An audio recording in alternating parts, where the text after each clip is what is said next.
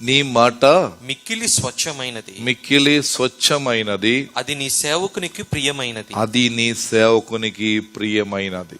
దేవుని వాక్యం ఏంటో అది ఎల్లప్పుడూ అలాగే ఉంటుంది, మార్పు ఉండదు.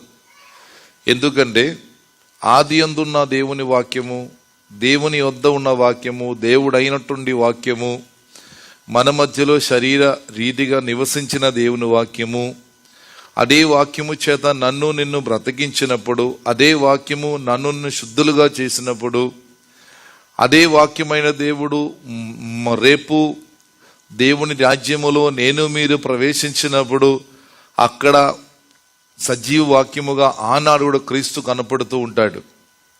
అప్పుడు దేవుని వాక్యం గురించి ఉన్న సాక్ష్యం ఏనాడు మారదు.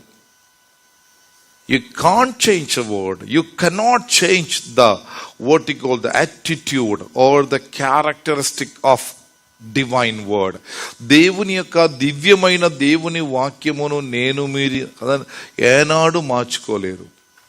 ఏ ఉద్దేశముతో దేవుడు ఆ వాక్యం రాసి ఉన్నాడో, ఏ ఉద్దేశంతో దేవుడు ఆ మాటని మనకు సెలవిచ్చినున్నాడో, ఆ మాటని ఏనాడు నేను ఎన్నిసార్లు, నేను 100 సార్లు రిపీటెడ్గా చెప్పినా కూడా there won't be having any changes. దాని స్వభావము ఏనాడు మార్పు ఉండదు. కొంతమంది వాగ్దానం ఇచ్చారని చెప్పి ప్రార్థన చేస్తారు కదా, వాళ్ళు నిరాశలు అవడానికి కారణం ఇది. ఎందుకని? వాళ్ళు స్వార్థమైన ఆలోచన కొరకు ఏం చేసుకుంటారు, వాక్యమును తీసుకొని ఇలా ఇలా ఇలా ఇలా ప్రార్థన చేస్తూ ఉంటారు. సహోదరులారా, ఇది మిక్కిలి స్వచ్ఛమైనది. Praise the lord.